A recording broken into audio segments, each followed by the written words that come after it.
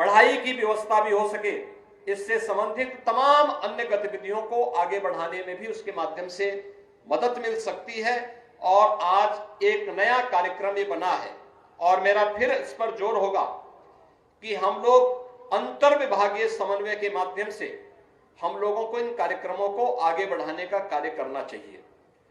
तेजी के साथ जितनी जल्दी हो सके हर आंगनबाड़ी केंद्र का अपना भवन, स्वयं का भवन हो, वह बुनियादी सुविधाओं से आच्छादित हो, वहां पर एक उत्तम वातावरण उन बच्चों के लिए जो 3 से 6 वर्ष के रूप बच्चे वहां पर आते हैं उनके लिए मिले, और प्री प्राइमरी के रूप में हम इन केंद्रों को वहां पर तेजी के साथ आगे बढ़ाने का कार्य कर सकेंगे।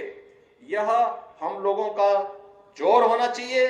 मिशन मोड पर अगर हम इन कार्यक्रमों को आगे बढ़ाएंगे तो इसके बेहतर परिणाम भी हम सबके सामने आएंगे।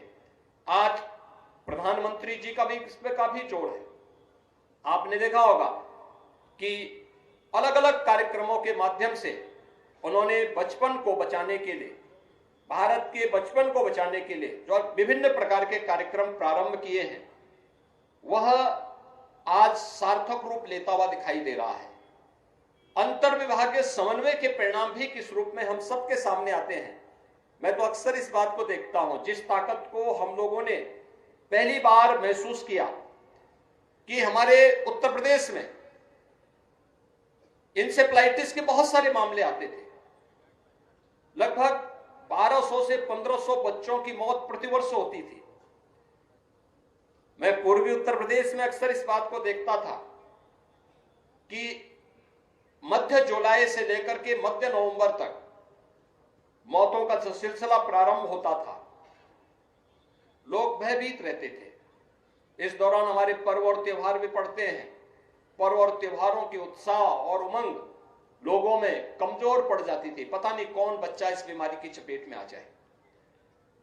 लेकिन जब अंतर विभागीय समन्वय के माध्यम से उसकी बीमारी के खिलाफ एक अभियान चलाया गया, स्वास्थ्य विभाग को इसमें नोडल विभाग बनाया गया था, महिला और बाल विकास विभाग, बेसिक शिक्षा विभाग, नगर विकास विभाग, पंचायती राज विभाग, और ये सभी विभाग मिलकर के जब इन कार्यक्रमों, इस अभियान के साथ जुड़े, आज परिणाम क्या है? जो बीमारी 40 वर्ष में 50,000 से अधिक बच्चों को निकल गई, उस बीमारी को मात्र 4 वर्ष में हम लोगों ने नियंत्रित कर दिया। आज इंसेफ्लाइटिस का कोई मामला हम लोगों के सामने नहीं है। और ये एक अपने आप में स्वास्थ्य विशेषज्ञों के लिए भी और बचपन बचाने के लिए जिन लोगों के मन में या देश के उज्जवल भविष्य के बारे में, एक विकसित भारत के बारे में जो भी व्यक्ति अपने मन में धारणा रखता है कि हमारा देश विकसित होना चाहिए, उनका मन अत्यंत प्रफुल्लित होता है कि देखिए एक महामारी 40 वर्ष से लगातार बचपन को निगल रही थी, लेकिन थोड़े से प्रयास से, पैसे की बजट, पैसे की कमी पहले भी नहीं थी और पहले पैसे की कमी आज भी नहीं है, लेकिन प्रयास, बहुत सारे अलग अलग योजनाएं हैं। इन योजनाओं को अगर आपस में हम जोड़ लेते हैं, अंतर विभागीय समन्वय हो जाता है, तो इसके बेहतर परिणाम हम सबके सामने आ सकते हैं और इसमें हमें स्वयं भी रुचि लेनी पड़ेगी। दूसरा, जनपद स्तर पर जहां यहां पे विभाग को भी, विभाग के साथ साथ जिला प्रशासन इसमें नोडल अधिकारी नियुक्त करते हुए बेहतर समन्वय की व्यवस्था कर ले। आज तो हर आंगनबाड़ी कार्यकर्त्री को एक स्मार्टफोन भी उपलब्ध करवाया गया है। अपनी प्रतिदिन की गतिविधि को वो उसके माध्यम से अपलोड करती हुई दिखाई देगी, तो उसके परिणाम हम सबके सामने आएंगे और जो रिजल्ट आएगा यही आपकी उपलब्धि होगी आज के दिन पर। क्योंकि केंद्र और राज्य दोनों सरकारें अपने अपने स्तर पर सर्वे करती हैं और सर्वे में रिपोर्ट लेती है। यह आवश्यक नहीं कि हम आंगनबाड़ी केंद्र में जाकर के ही अपनी रिपोर्ट लें। हमारे पास पंचायती राज विभाग से भी जुड़े हुए आंकड़े होते हैं, हमारे पास स्वास्थ्य विभाग के भी आंकड़े होते हैं, हमारे पास नगर विकास के आंकड़े होते हैं, बेसिक शिक्षा विभाग के अलग होते हैं, अलग अलग विभागों के आंकड़े होते हैं। और फिर सरकार की विभिन्न एजेंसियां भी इस मामले में अलग अलग समय में कार्य करती हैं।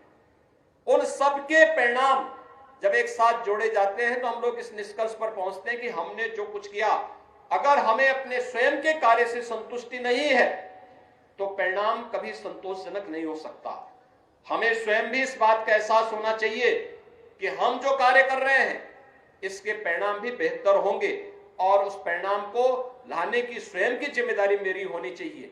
आज यह कार्य यहां पर हम लोगों को एक बार फिर से लेके चलना है कि प्रदेश के सभी 75 के 75 जनपदों में हार्टपुक मील का जियो योजना प्रारंभ हुई है। 3 से 6 वर्ष के बच्चे के लिए जहां हमें इसे प्रभावी बनाना है, वहीं जो राष्ट्रीय शिक्षा नीति का नया प्रारूप आया है, प्री प्राइमरी के रूप में हम लोग आंगनबाड़ी केंद्रों को भी तेजी के साथ आगे बढ़ाने में अपना योगदान दे सकेंगे। तो याद रखना, यह उस बच्चे की नींव को हम उतना ही मजबूत करने में सफल होंगे।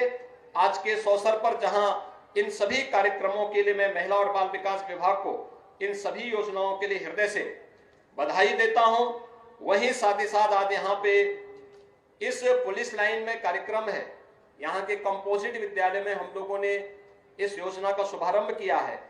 तो यहाँ पर पुलिस कर्मियों के लिए भी जो अयोध्या पुलिस लाइन है, यहाँ पर पुलिस कर्मियों की अवस्थापना सुविधा के लिए उनके लिए G+12 ए और बी ब्लॉक के रूप में हम लोगों ने 2 भवनों का आज यहाँ पे लोकार्पण भी किया है, जिन पर लगभग 23 करोड़ 29 लाख रुपए खर्च हुए हैं। इनमें लिफ्ट भी है, एक लिफ्ट 8 पैसेंजर की है, एक लिफ्ट 16 पैसेंजर की है। क्वालिटी के साथ कार्य हुआ है और यह कार्य समयबद्ध तरीके से, यानी हम लोगों ने इसका शिलान्यास 6 मार्च 2020 को किया था और मार्च 2020 में कोरोना महामारी आ गई थी। उस सब के बावजूद 12-12 मंजिले ये भवन पुलिस की बेहतर अवस्था जो आवासीय सुविधा है उसके लिए बनकर के तैयार हुए हैं। इसी प्रकार की सुविधा हम लोग प्रदेश भर के सभी पुलिस लाइन में उपलब्ध करवाने का कार्य कर रहे हैं। सभी पुलिस लाइन में ज्यादातर में बन चुके हैं। यही हम हर थाना स्तर पर भी पुलिस कार्मिकों के लिए, क्योंकि जब हम लोग पहले देखते थे उनके जो बंकर होते थे, जो बैरक होते थे, बहुत ही जर्जर हालत में थे। मुझे एक बार लखनऊ में भी जाने का अवसर प्राप्त हुआ था। उनके जो बैरक में मैं गया था तो मैं देख रहा था कि पूरी छत टूटी हुई थी। तो एक पुलिसकर्मी वहां एक टूटी हुई चारपाई में लेटा हुआ था। मैं अचानक वहां घुसा, वो बेचारा आंखें मलने लग गया। उसको आश्चर्य हो रहा था कि मैं सही उसके सामने हूं या सपने में वो सामने आया हूं। तो आंखें ऐसे खोला, मैंने कहा नहीं मैं ही हूं। मैंने कहा ये क्या देख रहे हो भाई? वो देखता क्या, वो दिन में उसको पूरे जो है ऊपर आसमान, खुला आसमान दिखाई दे रहा था। तो उसी दिन हम लोगों ने निर्णय लिया था कि पुलिस कार्मिकों के लिए, जिनके माध्यम से बेहतर सुरक्षा का वातावरण प्राप्त होता है, हम लोग प्रदेश के अंदर हर पुलिस लाइन में, हर थाना में और जहां भी पुलिस कार्मिक सेवा करते हैं वहां पर अवस्थापना सुविधाओं को देंगे। आज अयोध्या की इस रिजर्व पुलिस लाइन में यह 2 G+12 की 2 आवासीय सुविधाओं से युक्त भवन बनकर के तैयार हुए हैं। इनका लोकार्पण का कार्यक्रम हो रहा है।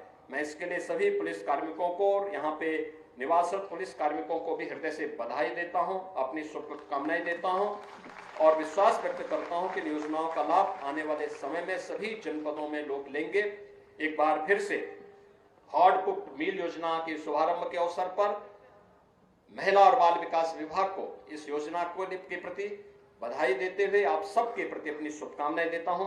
धन्यवाद। जय हिंद। बहुत बहुत धन्यवाद माननीय, आपके उद्बोधन के लिए। धन्यवाद ज्ञापन के लिए मैं अनुरोध करूंगी प्रमुख सचिव बाल विकास एवं पुष्टाहार श्रीमती मीना कुमारी जी से। जब एक दिया जलता है पूरा घर रोशन हो जाता है। सोचिए जब आस्था के दीप जगमगाएंगे और प्रभु श्री राम के अयोध्या आगमन